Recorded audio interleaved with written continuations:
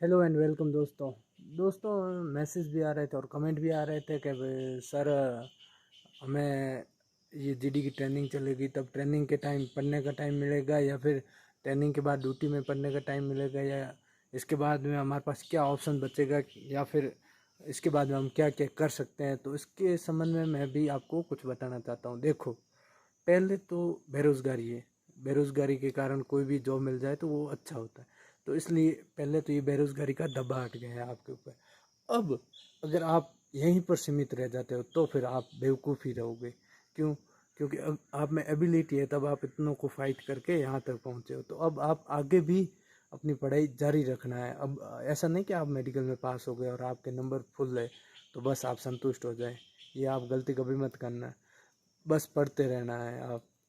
आगे की देखी जाएगी कि आप किसकी तैयारी करोगे। ये आगे डिपेंड करता है कि आपको कैसा माहौल मिलता है या फिर कैसी ट्रेनिंग होती है या कहाँ पर हो। इसलिए तो फिर अब भी मैं आपको ये बताऊंगा। पहले तो डिपार्टमेंटली अगर आप मान लो थोड़ा कम इंटरेस्ट हो या आप फौज में ही रहना चाहते हो तो मैं 3 साल बाद में सीधा एलडीसी का एग्ज़ाम होता है जो कि डिपार्टमेंट होता है। उसमें आप यही सब्जेक्ट आते हैं, मैथ, हिंदी, इंग्लिश और ऐसा ही की आती और डिपार्टमेंटली ट्यूशन आते हैं। ये लगभग 3 साल बाद में होता है। तो आप अगर पढ़ाई से टच में रहोगे ना तो इसको निकाल सकते हो। और इसकी तैयारी वैसे मैं भी कर रहा हूँ, लेकिन मैं पहले स्टेट की कर रहा हूँ कि हो जाए। अगर स्टेट में जो इससे भी अपर टीचर और एक राजस्थान सब इंस्पेक्टर की भी कर रहा हूँ, तो अगर उसमें हो जाए तो फिर अच्छा है। क्योंकि आदमी को संतुष्टि नहीं करना है, संतुष्ट नहीं रहना चाहिए। अब अगर मैं यहाँ तक संतुष्ट हो जाता हूँ तो मेरे मेरे से बड़ा कोई बेवकूफ़ नहीं होगा। क्यों?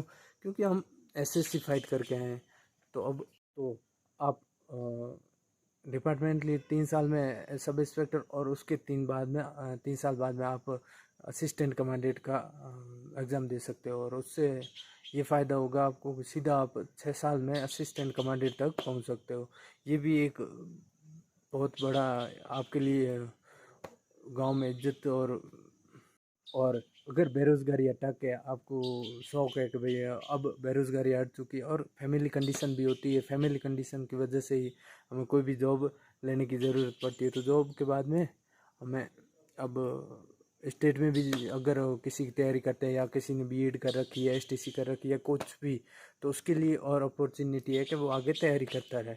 अब कहीं पर यहाँ तो ड्यूटी में होने के बाद में यही है कि कभी आपको फुल टाइम मिलेगा। लगभग 6 से 8 घंटे आप दिन में पढ़ सकते हो और कहीं कहीं ऐसा टाइम मिलेगा आपको 1 घंटा निकालना मुश्किल हो जाएगा।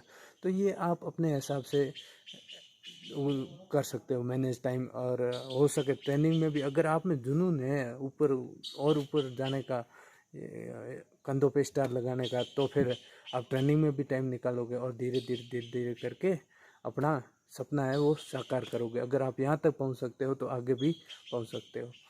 तो यही थोड़ी जानकारी थी। और भी अगर आपको एलडीसी के बारे में, डिपार्टमेंटल के बारे में, उसका सिलेबस या कोई पेपर वगैरह अगर आपको चाहिए तो आप मुझे इंस्टा पे मैसेज करना, मैं आपको भेजूँगा। तब तक के लिए जय हिंद, जय भारत।